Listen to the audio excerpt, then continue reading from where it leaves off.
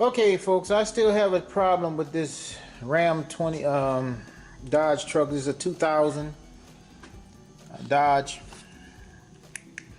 You can tell probably from the VIN number what some people can read the VIN and see what the model year is, but I still have an issue. It still is not shifting. The transmission is not shifting, even though some things was done. Here's the new computer that's put on the inside. Now, remember, I had the speedometer wasn't working, so I had to get an output speed sensor. I tested it. You didn't see that, but I tested the output speed sensor. It wasn't sending a signal. Put one in, and the speedometer is working. But what you did see was the computer was not sending the signal to turn on the relay. Okay, so I had to put in a remanufactured computer and write the VIN to the computer, and it's still not shifting. So now I want to make sure that this computer is turning on a relay. So I can't see that myself unless I have somebody else over here turn it on. I can feel the relay clicking, but there's a way I've done it. But what I did, I think this is number 31, which is the transmission control relay right here. Oh, no, transmission control wire. It's a pink wire, and what I did is cut it. The reason I cut it because I wanted to make sure it was not grounded or touching any other wires. Wasn't doing what's supposed to. Ground, it wouldn't have solved it. It wouldn't have been a problem. But make sure that it wasn't causing an issue. At one time I thought it had 12 volts on it, but I was wrong. So I have it back together, but I have jumper wire connecting it together. And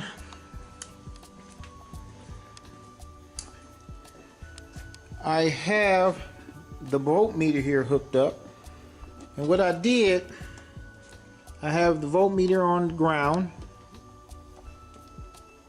and I have this relay here, which is the transmission relay, the one that sends the power down to the transmission. Now I'm gonna take this off here, show you what I did. Okay, on this relay, where this wire is connected, that's the wire that voltage is sent to apply the supply the shift solenoids down to the transmission. Okay, now at first it wasn't showing any voltage. Now you saw how weak it was, so it couldn't turn on the relay. So now what I'm about to do is see if this relay is turned on. This one right here, this pin right here, is the constant voltage. These two on the outside here and over here, they are the ones where the transmission control grounds and the transmission sends out a voltage signal to turn the relay on, using this power to send voltage on the wire on the terminal that has the wire on. So now that terminal, as I said, sends the power down to the transmission. So since I have this wire here, I am going to hook this in to the socket here, and then I'm going to put my voltmeter like I have on here to see if this wire is turning on. That lets me know if this relay is actually turning on and switching voltage. So I'm gonna plug this in like this and make sure it's not touching anything ground.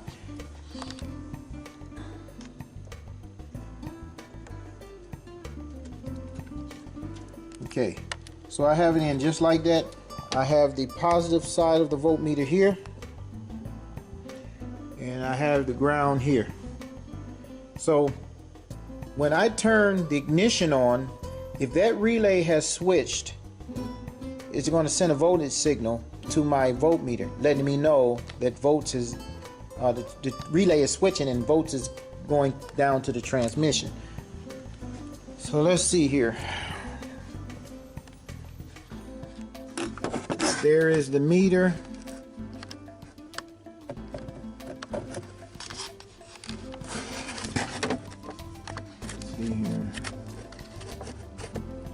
0. I'm gonna turn ignition on, and it showed 11 volts. So remember, when I just turn ignition on, it sends about 2 seconds. The computer sends about 2 seconds of voltage, and then it turns off, like 12 volts, and turns off. The fact that I am on the wire that it sends the volts down to the transmission showed that it is working, that the relay turned on. Now I'm gonna start the vehicle and see if it stays steady.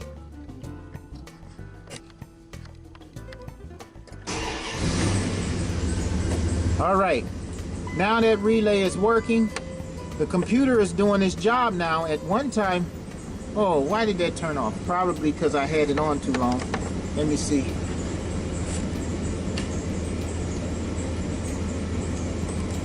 All right, it's gonna throw me for a loop here. So now I know the relay is working and it's doing its job. The alternator is charging. Everything is doing what it's supposed to do. Now though, the transmission didn't want to shift. Well, that means now I got to do some extra work. I have to go and see why the transmission won't shift now. Now, these were multiple problems. Output speed sensor wasn't reading, 1, because the speedometer wasn't working. 2, the computer was defective because it was not sending the 12 volts from the signal wire of the computer to turn the relay on. Now that's working, but yet the transmission still doesn't shift. So that means that it's possible that something is wrong inside the transmission, or there's a bad transmission. So here's a situation that I had 1, 2, 3 problems on a vehicle that had to be traced down. And when you get something like this, believe me, it's not, you got to know how to test. Because, and good thing you can see this as being recorded, because when you tell a customer that you have more than one problem, sometimes they don't want to believe that. Oh, you said it was the output speed sensor. Oh, you said it was the computer. Oh, now you say it was the transmission. I don't think I ever had a problem where 3 things were happening at one time. I did have one, I believe, with a PT Cruiser where I had 2 things that happened, and they both were transmission related. So you will run into this. This probably will be very rare, but you will run to it. So be prepared. Now, truthfully speaking, I don't know how all of this can go bad at one time.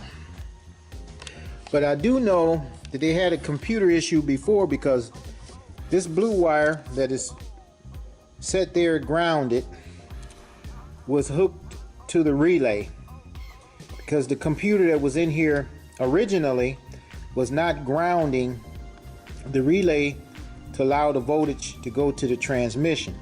So I eliminated this. I don't need it, because the computer now is doing its job. It is grounding the relay, as we can see with this red wire when it showed us on the voltmeter. So it's sending the volts down there to the transmission. Okay, so now we have to see why the transmission itself is not shifting. I'll go down there and see if any power is getting to the power wire that supplies the voltage to the transmission, to the solenoids. However, I sent 12 volts down there manually, and it was fine. So I'm sure that it's going to be fine now. Now that I'm seeing in this wire, which is the wire that feeds the transmission, the circuit that feeds the transmission, I can see that it is actually getting volts by the voltmeter. Now, I don't know if this was driven and then kept driving it when it wasn't running right, and then kept driving and something else broke, and then something else broke. I don't know. But I have to go step by step and eliminate everything that's causing the issue. Everything. All right, I'm inside this truck here, and we're going to see what's going on, because when I started up it wasn't shifting. You see the speedometer part is working. The speedometer is moving. That wasn't moving at first, but it's not shifting.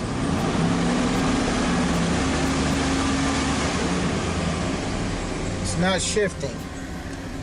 Now, as we saw with this vehicle, one, it didn't have, the speedometer wasn't working.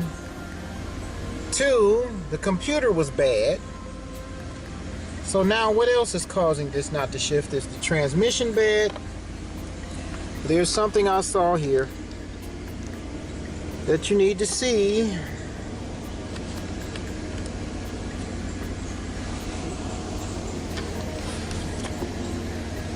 Goes down.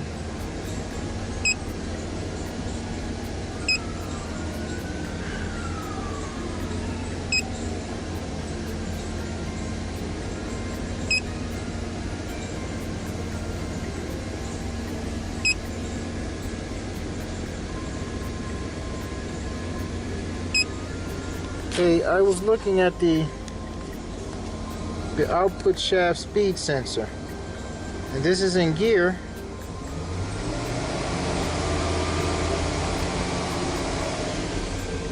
Is in drive. Is in drive, but the output speed sensor is not showing a signal. It's not moving at all.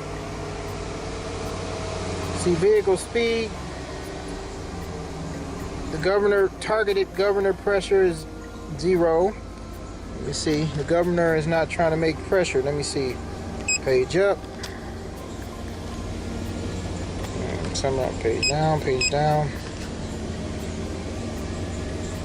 The actual governor pressure 1, and then governor pressure sensor. They're pretty much